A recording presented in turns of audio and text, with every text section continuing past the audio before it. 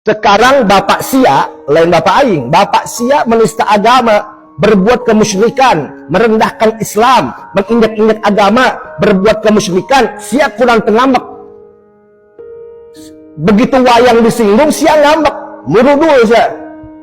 Begitu si Dedi menghina Islam, menghina agama, berbuat kemusyrikan, saudara, Sia cari cingwai.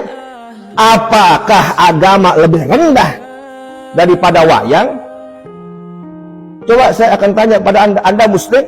Kalau Anda betul-betul Anda Muslim, lawan, komen si Dedi. Ya, jangan sampai kita gampang dicuatkan dengan hal-hal yang seperti ini. Nah, itulah kata Imam Al-Mawardi rahimahullah, orang yang sudah tertutup pintu hatinya ataupun diselimuti dengan hawa nafsunya, maka dirinya akan tertutup daripada yang hak. Makanya saya bilang, saya heran kalau ada pendakwah, dai yang menghina, memaki. Belajar dari mana? Karena Rasulullah itu tidak pernah menghina orang. Bener juga. Belajar dari gurunya dong. Kan Ya, kata gurunya belajar dari mana? gurunya lah. Ya, itu pasti terputus dengan Rasul. Karena Rasulullah tidak pernah menghina. Wah, ini menarik nih. Pasti terputus dengan Rasul. Dari mana dia belajar? Rasulullah jangankan kepada sahabatnya, kepada lawannya saja. Coba ketika di Taif, Rasulullah dilempari sampai berdarah.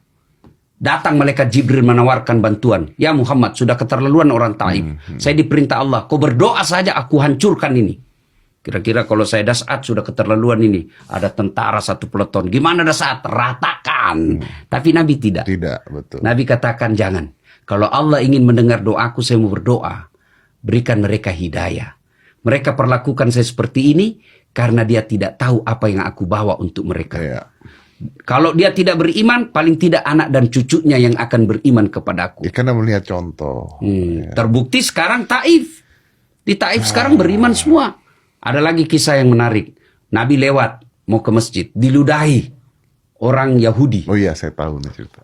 Diludahi. Apa Nabi marah? Tidak, Nabi senyum. Hari kedua pun begitu. Hari ketiga, mana ini langgananku? Ya? Karena nggak ada yang ludahin kan. Mana ini langganan saya ini? Oh, ternyata sakit. Apa Nabi doain? Rasa kamu. Tidak. Nabi datang ke rumahnya, lalu membungkus kurma dan roti, datang ke rumahnya orang yang meludahinya. Saya dengar kau sakit. Ya, ini ada roti, ada kurma. Akhirnya terpesona dengan akhlaknya Rasulullah. Jadi, tidak ada peluang buat kita untuk melakukan kekerasan. Karena sebenarnya dengan hal seperti itu, dengan keindahan yang diberikan, dengan cinta yang diberikan, sebenarnya lebih menarik. Iya, betul.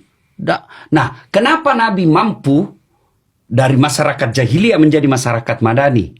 Bayangkan, waktu itu sendiri dia berjuang. Iya. Tidak punya tim sukses, tidak punya dana penyokong, tidak punya partai, ya kan? Tapi berhasil. Kenapa? Karena keteladanan. Akhlak mulia beliau. Orang Mekah mengakui beliau, diberi gelar Al-Amin. Itu kan akhlak yang terpercaya. Sampai detik ini tidak ada satupun universitas di Indonesia yang memberi gelar mahasiswanya Al-Amin. Bisa dipercaya, tidak ada. Nggak ada, ya. Tapi waktu itu bukan Nabi yang katakan, saya jujur, saya terpercaya. Tidak, masyarakat Mekah. Ya. Lalu kapan mereka dimusuhi? Kapan mereka memusuhi Nabi? Ketika Nabi diangkat menjadi Nabi dan Rasul. Nah, itu awalnya karena kesombongannya itu. Mereka menolaknya Nabi. Bukan karena apa ajarannya, tapi karena kesombongan mereka. Ya. Jadi Rasulullah adalah figur kita. Ya. Wa ma arsalnaka illa rahmatan lil alamin.